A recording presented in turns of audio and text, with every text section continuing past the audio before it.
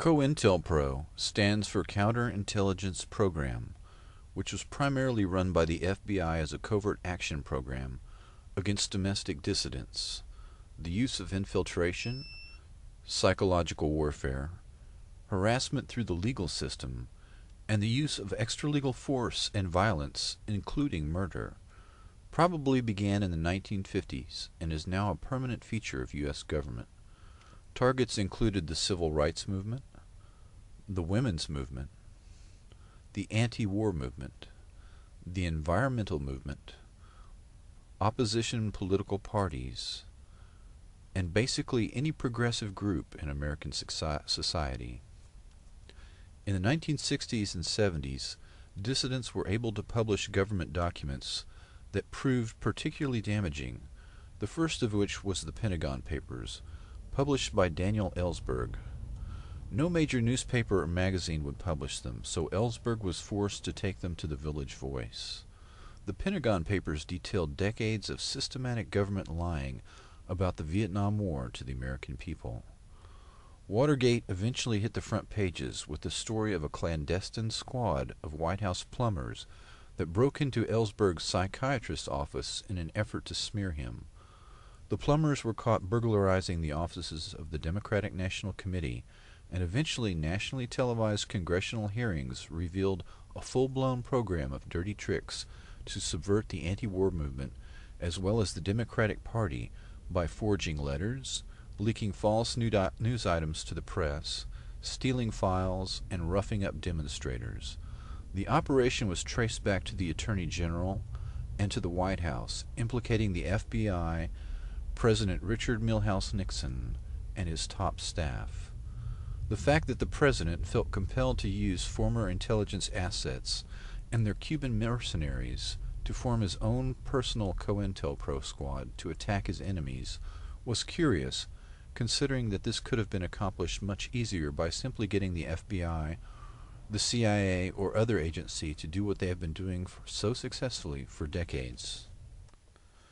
Anti-war activist Abby Hoffman broke into FBI offices and stole their files in 1971 that detailed COINTELPRO operations and later MKUltra operations. At the same time, Watergate was exposed fairly well, but the Senate and congressional hearings into the activities of the FBI and CIA were crushed. The Senate committee's report was edited by the CIA and FBI before it was published.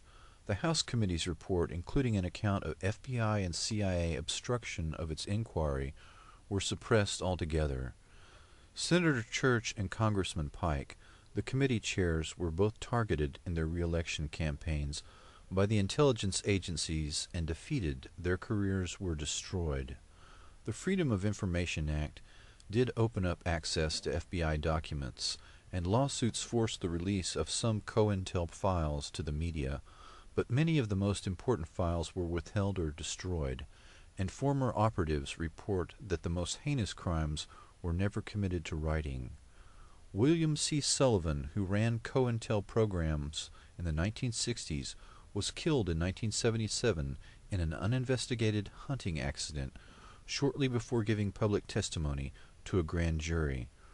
The only FBI officials who were ever prosecuted for COINTEL crimes were quickly pardoned by the president.